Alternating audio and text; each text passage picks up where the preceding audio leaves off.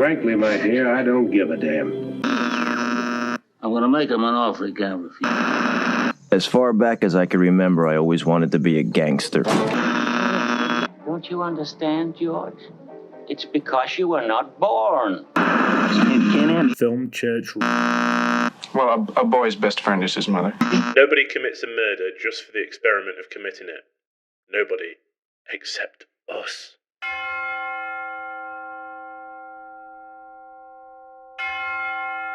Hello, and welcome to Film Church Radio, the podcast that treats cinema as a religion. It's Sunday.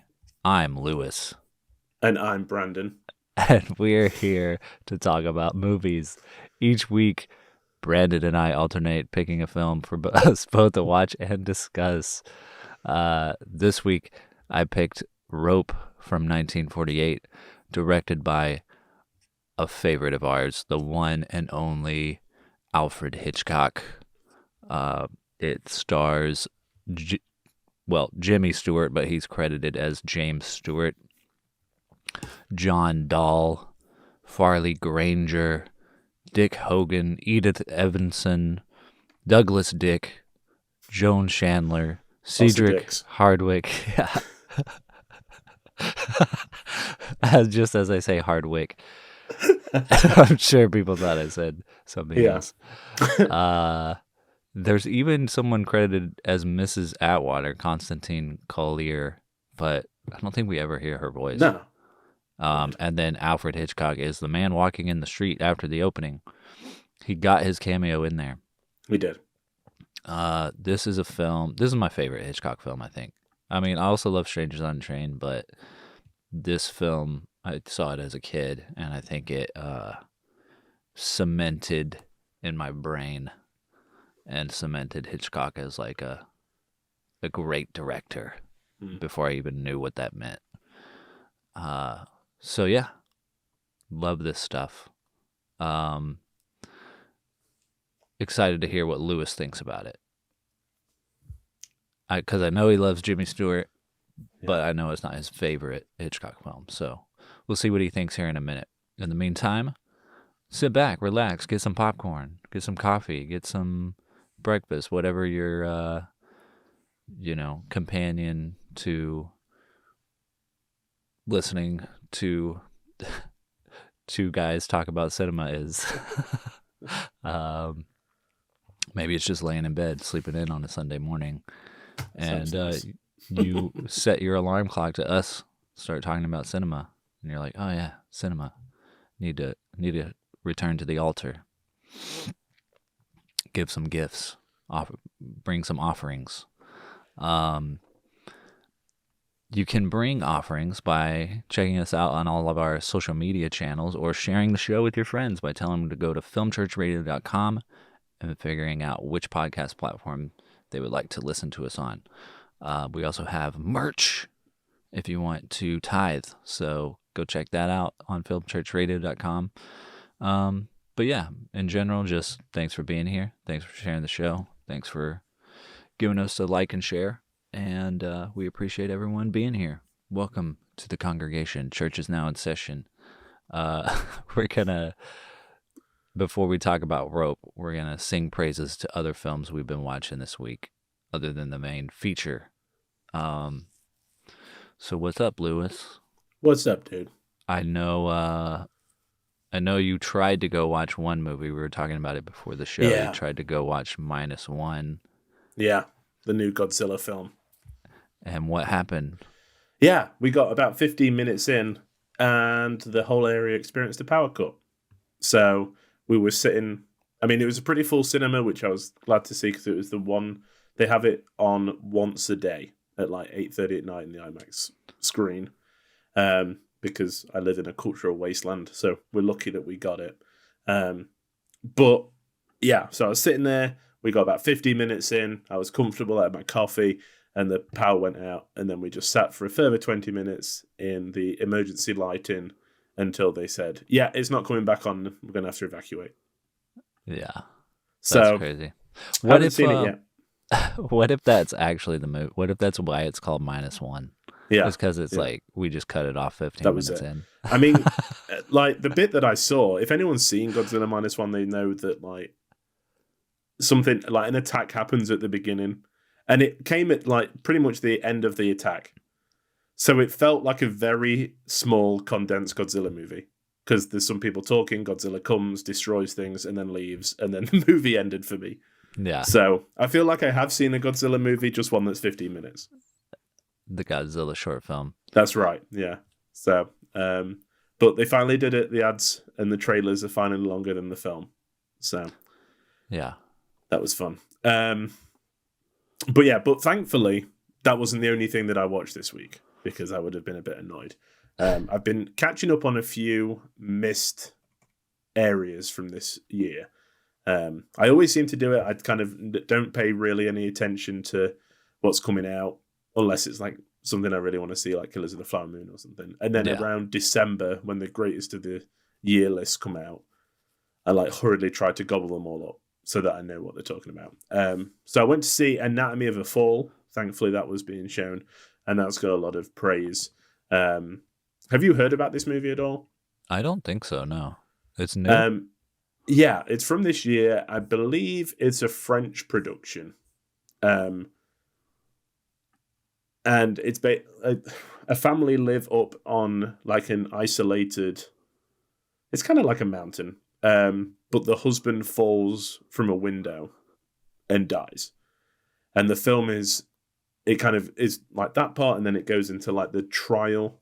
And it's basically, did the woman push him, or was he suicidal? Yeah. And for some reason, I didn't know this, but France allow children to testify. So they have like a 13-year-old son who's partially blind, Yeah. who is called on to testify. So it's kind of, it's very much, family drama. Did she do it? Did she not do it? All these kind of questions. And watching a marriage that isn't perfect being, scrutinized for an hour and a half, and how it can be, anything can be twisted, just little conversations can be changed into, oh, so you did want to kill him, it's excellent. I really like courtroom dramas, especially ones that are really well written, and this is really well written. And the performances are great. And I think that how you feel at the moment can influence the whole film. Because that pretty much I was pretty certain the whole way through I knew if she had done it or not. Yeah. And next time I watch it, I'm going to like kind of get myself in the mindset the opposite way. I want to be like, okay, try and look at it as if from the other point of view, Yeah. Just because there's loads of things in there that I'm like, ooh, is that really clever? Or is that very like silly? Do you know what I mean? Like the words that she chooses to use. Yeah. It's really good.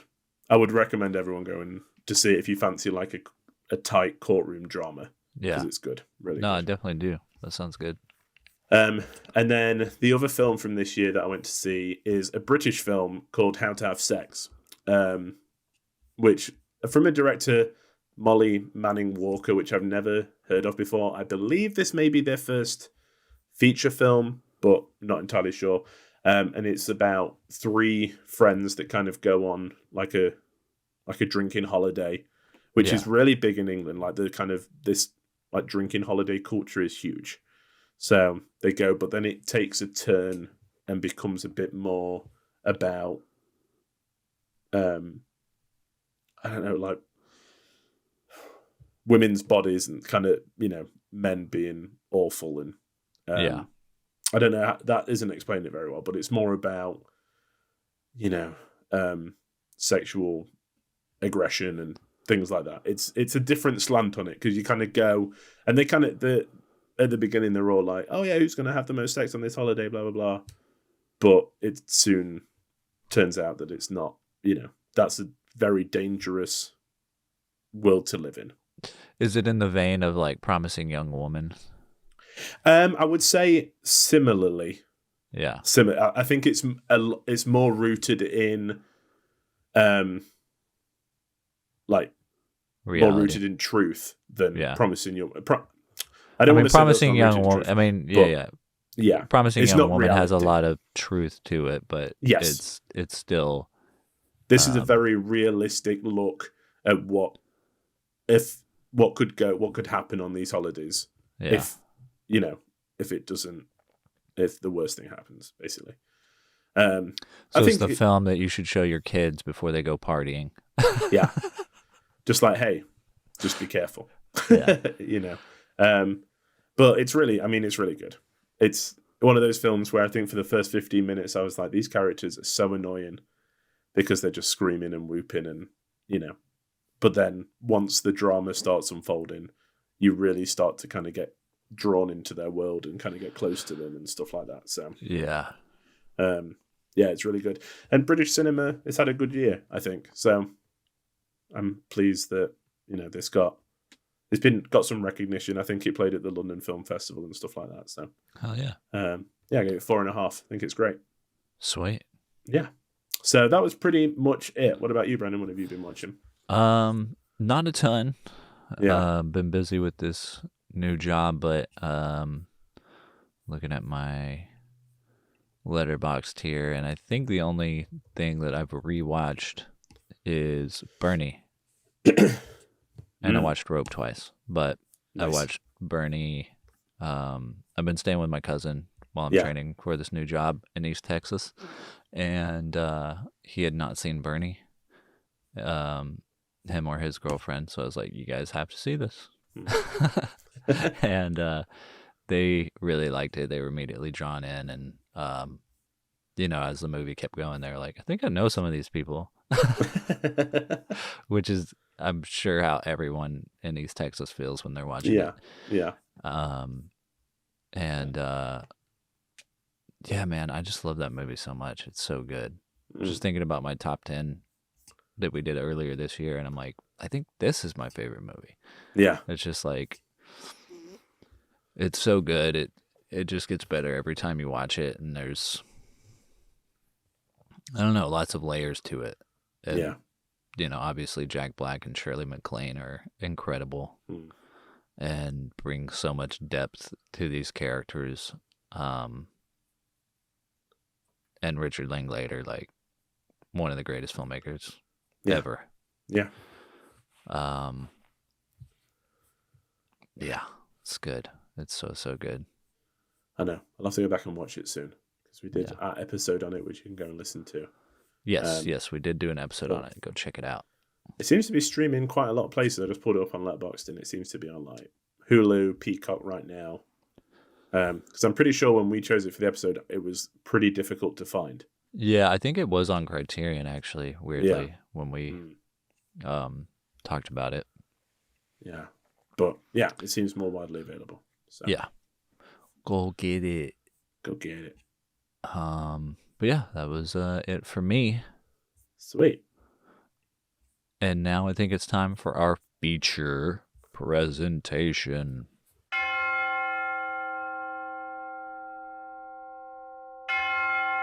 Guess who's dead on time?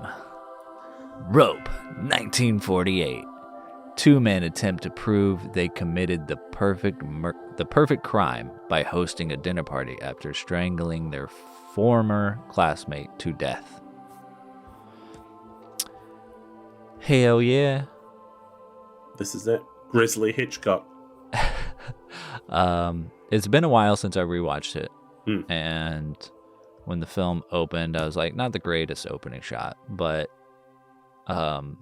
it is a great opening shot because the camera doesn't cut. It turns into a great opening shot. It's kind of boring in the beginning, but then Yeah. after the credits roll, camera doesn't cut. It turns, you realize you're on a balcony, shows the window, you hear a scream, and then we're in the apartment. Yeah. These two guys are strangling their friend to death. He dies. They throw him in a trunk. And that's the opening of the movie. Yeah. What a great way to open a movie. You're invested straight away. Yeah. Mm. So I'm sure you like this movie, I do. but do you Yeah. love this movie? I do. I think it's not one that I've been back to a lot. I always, in my mind, it always seems to be one of his gimmicky films. Oh, yeah. you know, which I think Just is because selling it's it like short. murder. It's all about Yeah. murder. But I mean, that's all of his movies.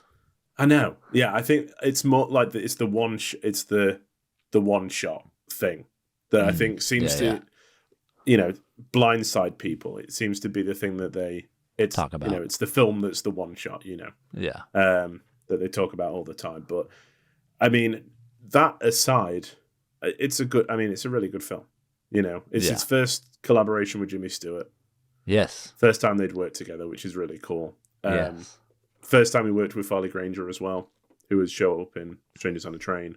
Yeah. And it is, I mean, it's a very simple story. It's obviously based on a stage play, but it's just elevated, isn't it? It's not. Yeah. It would be so hard to make this really boring and wordy and just static, but it seems to flow really well. Yeah. Which is what Hitchcock's good at. When did you first see it? Has it been a long time? Yeah, the first time I saw it, I don't know, I was probably less than 10, under 10 or something. Yeah. So yeah, it's like, I mean, I watched it again with my sister last night, and she was like, yeah, it's like a core memory for me watching this movie. Oh, really? Yeah. So like, and you know, I feel like it's weird. I wish I knew. I don't really know, but it could have been the first Hitchcock film I ever saw. Yeah. It could have been the 10th Hitchcock film I saw, you know, but I definitely, after the film was over, or even before, I was aware who the director was. Yeah. You know what I mean? Yeah. Even as a kid, it was like, okay, this is Hitchcock. Yeah. You know, he makes murder movies. And it could have also been the fact that one of the main characters' name is Brandon, and they're saying his name over and over. So I'm like, you know, as a little kid, probably like, yes, don't murder people, Brandon. Did you think you were God? Sorry, Jimmy. You know, and I'm sure I had seen It's a Wonderful Life, so I probably knew who Jimmy Stewart was. But yeah, just all these things. And it being one shot, it's like, as a kid, you watch that and it's making you aware that there is a filmmaker behind the camera. Yeah. You know? Yeah. There's someone telling you this story. Yeah. And feeding you the information. Like that's what that's the give and take with those kind of things, right? Because it's like, you start getting into the story, it's unfolding. The two main characters they're interesting on their own, but then you start adding the other characters in, and then as they start to move into the other rooms, and the camera starts moving, it moves in a way that makes you aware that someone is feeding you information. Yeah. As in, like, the camera doesn't just stay on their faces, it'll point down and be like, there's where the rope is, just in case you didn't remember, it's right there. Mm-hmm. So obviously all those things kind of subconsciously add, you know, or in some people's opinion might take away from the film, or take you out of it in some way. But to me, it just, it's like perfect. I do think that those two, especially, you know, the way that he kind of holds the camera is the mark of, you know, that they're the Hitchcock touches that we come to know. There's two instances in particular that elevate it. The first is, as you were saying, the rope hanging out of the chest at the beginning. Yeah. Because we see it straight away, and then it kind of pans up, and then Philip, Farley Granger's character, starts to kind of, you know, pack the books up, and then he eventually sees it. But the whole time we're like, I hope he's like, there's the ropes hanging out, you know? Yeah. And the second one is when, after they have served dinner, and the camera is positioned so they're talking off to like the right-hand side, off camera, and we're just watching the maid like walk backwards and forwards bringing the books. And we know that she's going to put the books in the chest. Yeah. And it lasts for about, 3 or 4 minutes? Yeah, it's that's kind of a the good full while. process of her going forward and back. Yeah. And the whole time it's just like ranking up the tension because you just know it's coming. And she even opens the lid. Yeah. You know, we don't even get let off until the last possible moment. Yeah. And that is the best thing of the film for me. That scene there is just like, okay, we're dealing with someone who knows how to make the audience squirm. Yeah, exactly. Yeah. Yeah. And it's just it's just a perfect example of how to make a good movie, I think. Yeah. Because it's like, well, how, like, because this is something that I think a lot of new filmmakers can wrap their head around, as far as like, okay, you got a small cast and you got one location, even if you don't do one shot, like those two Yeah. things are simple enough that you can break the film down and execute it. And but then it's like, okay, well, how do we keep an audience interested for an hour and a half staying in one room? Well, why don't we just put a dead body in this trunk Yeah. and it'll be sitting here through the whole movie? Yeah. You know? Exactly. And Yeah. it's just like It's so morbid. The Yeah. people they invite as well. It's Mhm. it's one of those things that as soon as you start to kind of think about it on, you know, a real level, it's Yeah. really horrible. Yeah. It's really dark, really disgusting. But I mean, that's what Hitchcock does. Yeah. It was really interesting to me watching it, or paying more attention this time around when it starts, that opening shot of them killing David. It's Philip Farley Granger who has his hands on the rope, Yeah. you know, committing the act. hmm And like Brandon is just holding him there in place. It's interesting, like, to think about the, you know, obviously the psychological effects as the film plays out that has on him. I'm sure it still would have played out the same way either way, but Yeah. he might not have been so, I don't know, on edge I know. Yeah. throughout the film. Yeah, he's holding the smoking gun. For sure. Yeah, yeah, Yeah, the first time I saw it, I think my reservations with it came from the fact I had just seen Strangers on a Train. And for some reason in my head, I believed that this was going to be Farley Granger and Robert Walker again. Oh, okay. I don't know whether the DVD cover I had, the John Dahl character looked a bit Robert Walker-y. Yeah, So instantly I was a bit like, oh, it's not. And it kind of turned me off it a little bit. yeah, Just because I loved Robert Walker. I was expecting to see him in it. Yeah. But John Dahl is really good. yeah. He's really good. He's really psychotic. Yeah, he just holds it really well. He's just a smug, punchable person, which you can imagine as like at school you would just hate. Yeah, If you were in university with this guy, he would be the worst. yeah, Um, for sure. But yeah, he really was the interesting character to me the whole way through. Because even Yeah. at the end, he's not like phased. He's just like, oh, we got caught. We did it. You know? Yeah, He's like, we didn't do it. We didn't plan the ultimate murder. yeah. There is an element of him wanting to get caught, though, I think. Of course. Yeah. Yeah. At least by Rupert, Jimmy Yes. Stewart's character. He Yeah. definitely wants to have that conversation and Mhm. feel justified. Yeah. And well, I mean, it's also, he's trying to, I don't know if you've read about this, but there are a ton of homosexual like undertones through the Yeah. film. And he's like trying to please his professor. And I think in the stage play it was more obvious, I guess. I mean, it's pretty obvious in the movie, I think. Yeah, I'm sure. Yeah. It was not obvious to me as a child. I don't think I even No. Yeah. you know. There's two friends committing murder. Yeah, yeah. But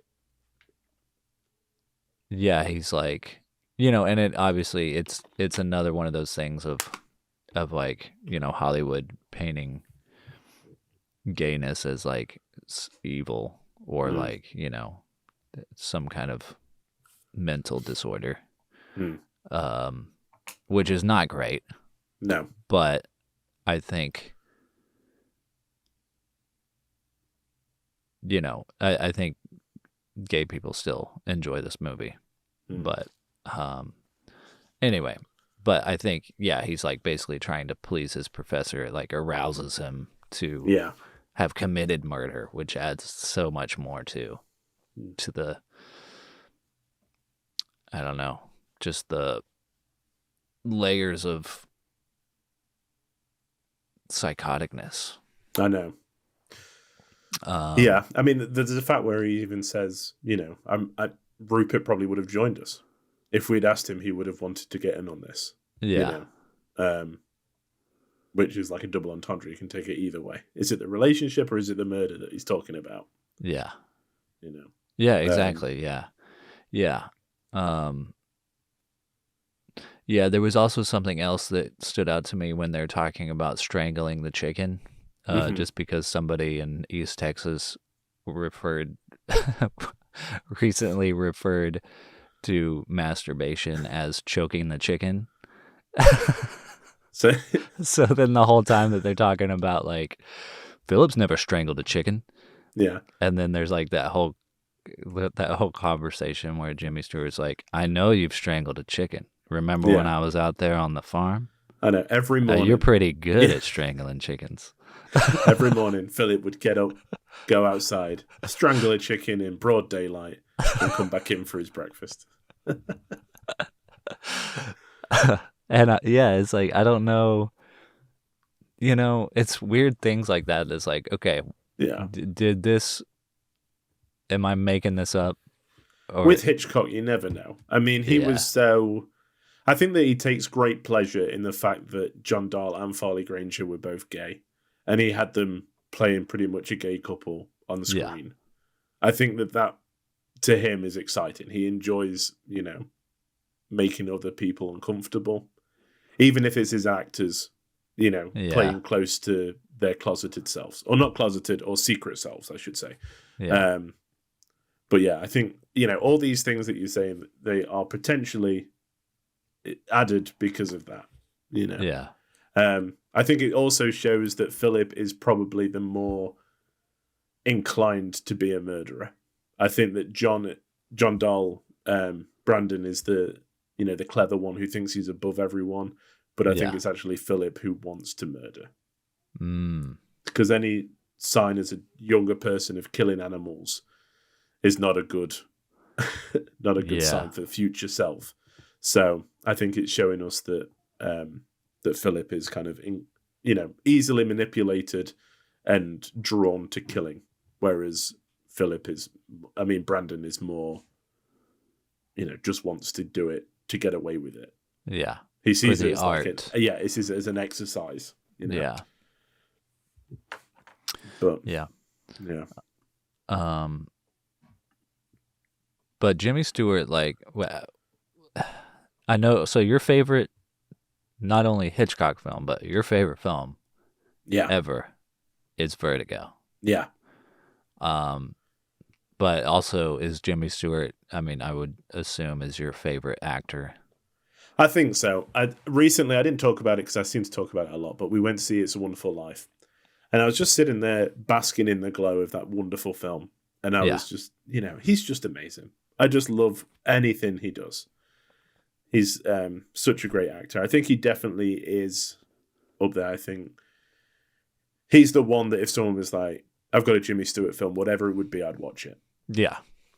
You know? I feel like he would be a great person to do like an actor's series. Yes. Just like, let's watch all of Jimmy Stewart's films. Yeah, definitely. Talk about him.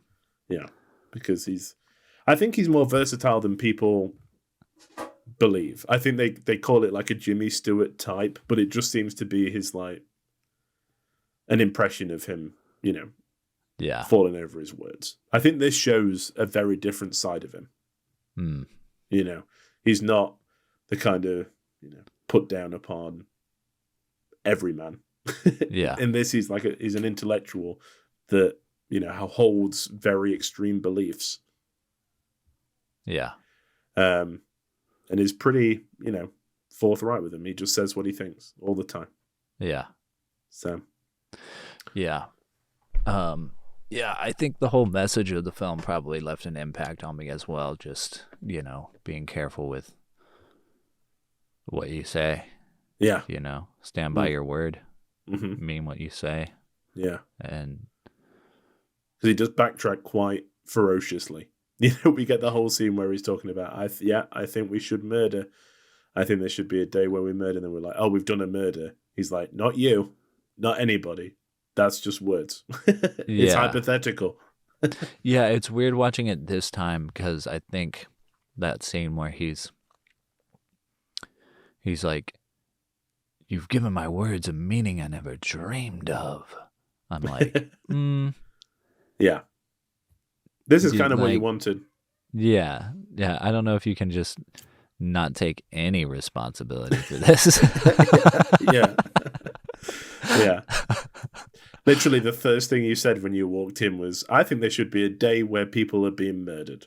Uh-huh. You know, that's your topic. That's your topic of conversation while you're having lunch with these people. Yeah. When's murder day? Yeah. Yeah, I wonder if anybody who made what's that movie? The Purge got any ideas from this movie. Let's have Maybe. him slit a throat day, Yeah. cut a throat week, or whatever he says. There are like 6 cuts in the film. It is Yeah. supposed to be one shot, but they, film reels Yeah. would only last for like 10 minutes, so they would have to change the reels out. And there's a few, like, sharp cuts. You know, it's not. Yeah. Because Yeah, the first I did one notice is, that. It goes into someone's back and then it pulls out again and kind of carries on.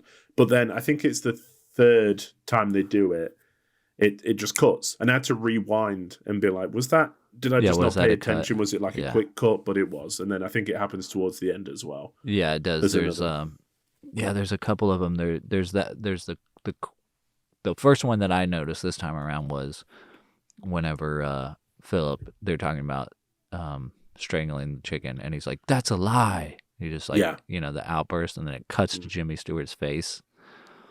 Yeah. And it's weird because, like you said, that's one you don't really notice. Mm-hmm. It's like the ones that go into the back. It's like, oh, okay, we're supposed to. Yeah. It's supposed to continue the shot. Like you get it. Yeah. You get it. Subconsciously that like it's supposed to be Yeah. one shot, but you know that it wasn't. But then when it cuts to Jimmy Stewart's face, it's such a perfect cut that you don't even register it as a cut Yeah, exactly. Yeah. because the cut is letting you know that, without Jimmy Stewart saying anything, that he knows something's up. I think it's very clever because the analytical side of me was thinking, if you've gone to so much trouble to hide the cuts, why do it there? Why have it as a cut so that the audience knows? Because we've gone into people's backs and all that kind of stuff.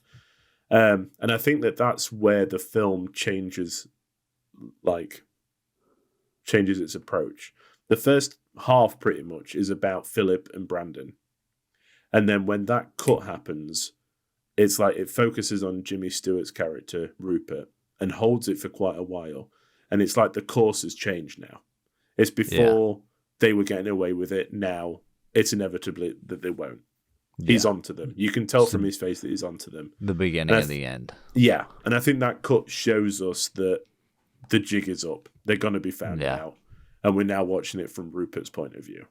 Before we spoke, not that we were shouting for them and wanting them to succeed in murdering someone and getting away with it. But the tension comes from, the rope is hanging out of the box. They need to hide it. Brandon is tying up the books with the said rope, and is Philip going to? And then all of a sudden it's like, okay, I want Rupert to find these guys out and to lay down the law. Yeah. So it's a very genius thing to do. Again, it would have been easy to try and mask that shot, but Hitch is telling us something. Yeah. But it's also interesting that, it is masked. To me, it is masked because I feel like people that I know who have seen this movie talk about it like it's one shot. Yeah. But then you break it down, you're like, oh, there's some hard cuts in here. And I think most people forget immediately. There's like, oh, yeah, that was all one shot. Yeah. or you're so engrossed in that moment. Yeah, that you like don't I said, even because I had to register it. rewind because Yeah. you just weren't registering. But it's a very subtle thing Yeah, that is included, for us. yeah, But if you weren't paying attention, if you weren't kind of thinking about how difficult, because all I can think about when I watch this film is how difficult it must be, because they move through kind of doorways, so they had sets that kind of broke apart, so they had to wheel things away for the camera to move. Furniture's placed back when the camera moves as well for the dolly. When we get up on the chest, about halfway through, you see that there's a table and there's a bowl on it with some flowers and stuff, which would have had to be moved for the camera to move forward and back. yeah, It takes so much work to get this stuff done that, that those moments, blinking, you'll miss it. yeah, exactly, yeah, If you're not paying attention to what's happening behind the scenes, you won't see it. And maybe that's what he was trying to do. He succeeded. People are still talking about it as a one-shot film. yeah, even though it's exactly. not. Yeah, yeah. Mm. I mean, you couldn't even technically do it back then because, like I said, the reel's only shooting for 10 minutes. But I mean, it's as close as you could get. Yeah. I I think this was probably the most frustrating of all. I mean, not all of it, but in terms of his working with actors, probably got the most frustrating, because if you were like 6 minutes into a scene and someone flubbed a line, it wasn't just we'll cover it in post. You had to start again. Yeah. You had to reset everything, start again, make sure everyone was up on their lines, and it was still another 6 minutes before that same line was spoken. Yeah. It's very brave to go ahead and do this, I think. Yeah. Even if there is a short, there's not too many characters in it, but it must have been incredibly intimidating, especially, that opening 10 minutes between Brandon and Philip. There's a lot of dialogue there. Yeah. And there's a lot of movement. There was the things that I was thinking about, like opening the champagne bottle. That would have made me so nervous to be like, if I can't get this open at the right time, we're going to have to start this again, Yeah. I mean, I'm sure they did extensive amounts of rehearsals. I bet. Yeah. Just going over it again and again. I mean, definitely a lot of moving parts, breaking the glass. Yeah. Yeah. And it's all just so good, though. I know. Yeah. It flows really well. The choice to make it go from day to night too within this short period of time. I know. Every time you see the skyline, it's a different hue. There's like a different thing going on. Yeah. I can just imagine the set designers just being like, why? Just have a small window that we don't see all the time. But no, it's got to be like the biggest back screen. Yeah. Uh-huh. If you're going to do it. Yeah. I mean, you got to make it. I mean, that's the fun thing, I think, as a filmmaker choosing to do a film like this is like, okay, the story is there. I can make especially Hitchcock, it's like, okay, well, story-wise and tension-wise, I got this in the bag. But how do I make it even more interesting for myself? Yeah. Let's make it, put a huge window here, do all this technical stuff, Yeah. That's a part of it. That's a part of the challenge is also the fun part as well. Yeah. I can see, he was about 8 films deep into his Hollywood period at this point, kind of starting to become known as a master, thriller director making these thriller films. I can just see him being like, let's try it. Let's do something a bit gimmicky, Yeah. Because even in the silent films, he was always interested in like a new way to do it. When sound came along, he used sound in a new way, pretty much straight from the off. Yeah. So I can just imagine him being like, I bet I can do it. I'm gonna try. Yeah. Because to me, it's not about making it one continuous shot. I don't think that's the difficult bit. I think it's making it interesting for the viewer. Yeah. That's difficult. Exactly. Yeah. But he does. Yeah. King because Hitch. it's not like,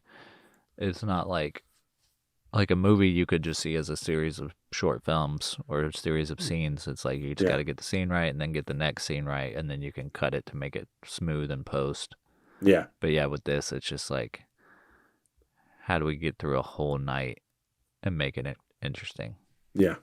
I mean, it's all dialogue. It is. Yeah. It's all dialogue. I love Farley Granger at the end when he gets super drunk.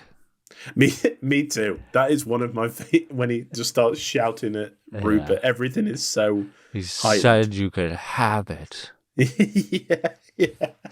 yeah. It's like, well, if he wasn't suspicious before, he Yeah. definitely is now. Yeah. He gets right in his face and he's like, why? And Cat and Oh, mouse, dear. cat and mouse. I did also notice that people get uncomfortably close to each other's faces. they do. Yeah, especially at around when they're like helping themselves to the food and stuff when Yes. Rupert first arrives. Yeah. Him and his aunt, David's aunt, I Yeah. think. Yeah. They are pretty much like nose to nose at one I point. know. Yeah. Yeah. Yeah. And I wonder if it's just because the camera was obviously on a dolly, but they couldn't move it forward and back. And with them being in the, downstage, I wonder if it was just like, you need to be close so we can get you all in the shot. I guess. I can't pull out. Like, this is, you're just going to have to get close for all three of you to be in here. Yeah. And still see, is it Philip in the background that's listening in? I think The way that it's, yeah. All these things. But it's great. I mean, Yeah. it doesn't take away. I think it adds some uncomfortability. The first bit of trivia relating to what we were just talking about a couple of minutes ago on IMDb is at one point in the movie, the camera dolly ran over and broke a cameraman's foot, but to keep filming, he was gagged and dragged off. And apparently it's still used in the final cut because they just didn't want to ruin the take. He was gagged and dragged off. Yeah, just like, shh. You can scream outside. Uh-huh. Just put a Yeah. bag over his head and throw him out the back. That's incredible. Yeah. Crazy. Wow. Yeah, there's so much good stuff. hmm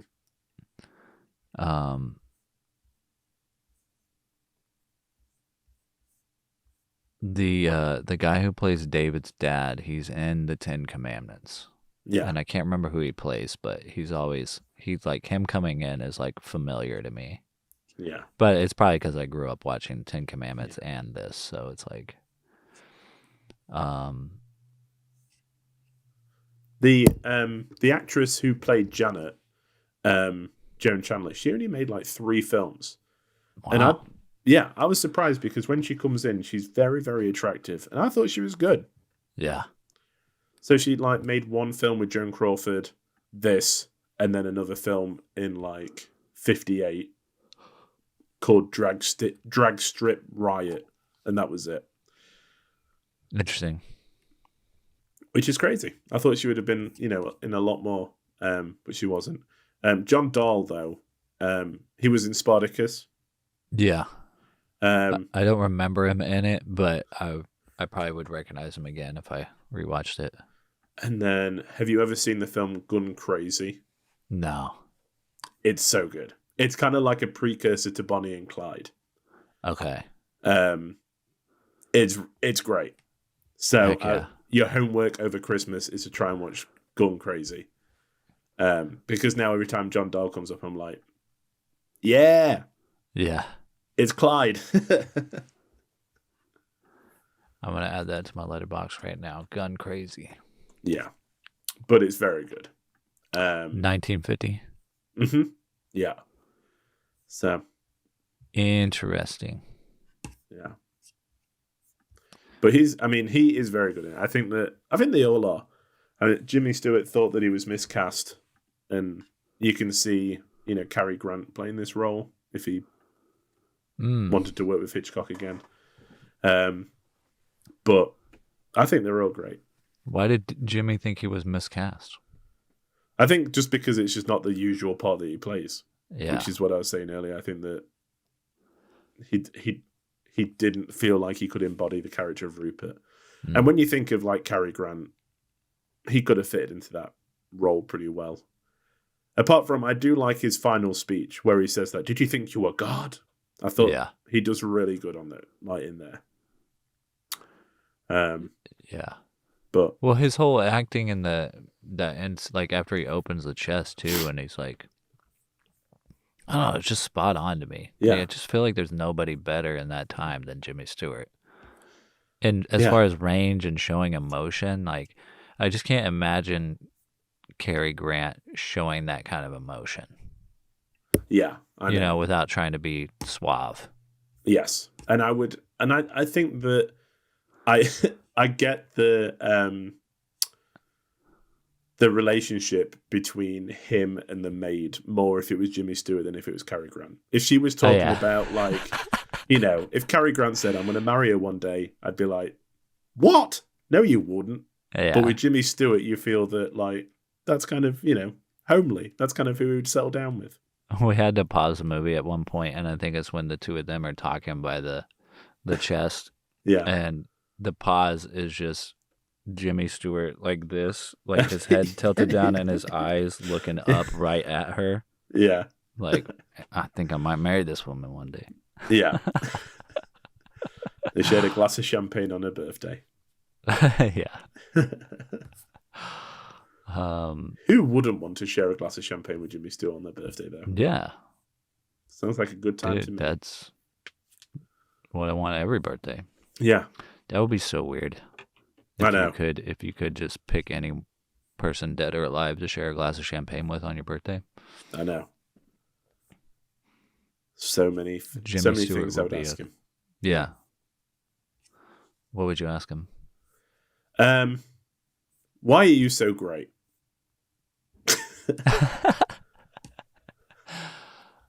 Why are you amazing? Yeah, What do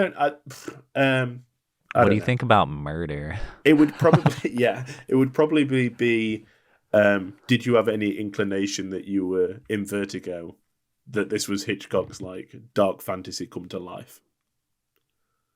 Yeah. But then I wouldn't want to annoy him by being like asking him a question about Hitchcock.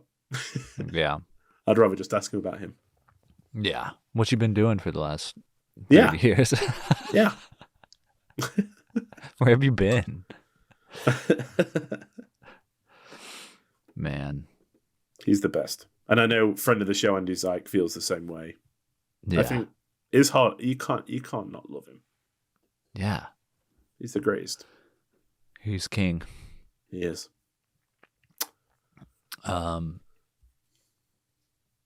Yeah, I think that sums it up for me. Yeah, same here. I think it's more than a gimmick. I think it's a good, strong thriller. And it's like Yeah. 80 minutes. It's really Yeah. tight. Yeah. So, It's the way to do it. yeah, what more could you want? Do you want to guess what we rated the film? Yeah, I do. I honestly think it's your favorite Hitchcock film, so I think you gave it 5 stars. Yeah. I'm gonna say you gave it. I'm gonna say you gave it 4.5. Ooh. Maybe I gave it 4. 4. Okay. Yeah, I gave it 4. It was my I other think- choice. It's hard not to place it in Hitchcock's like oeuvre. It's hard not to kind of see it compared to his other films. Yeah, of course. I know you've got to try and do everything on its own merit, but yeah, it's good. It's enjoyable. It's not Vertigo, Yeah. but what is? So Vertigo. yeah. And for you, it's a bang on, nailed on 5-star. Yeah. Yeah. Yeah. I mean, I saw it as a kid. Mm. I mean, I'm not really sure, but as far as I know, it might have just introduced me to Hitchcock. Yeah. kind of opened my world to knowing who directors were and what filmmaking was and all that stuff. Yeah. So, Good. Yeah. So what are we doing next week, though? Well, next week is going to be our Christmas Eve episode, which basically means we're just going to be talking about a film to watch at Christmas, I think. I don't think we're going to do anything special. Just, if you could pick, it doesn't have to be like a holiday film, just any kind of film that you would want to watch around the holidays, and we'll pick some for you as well.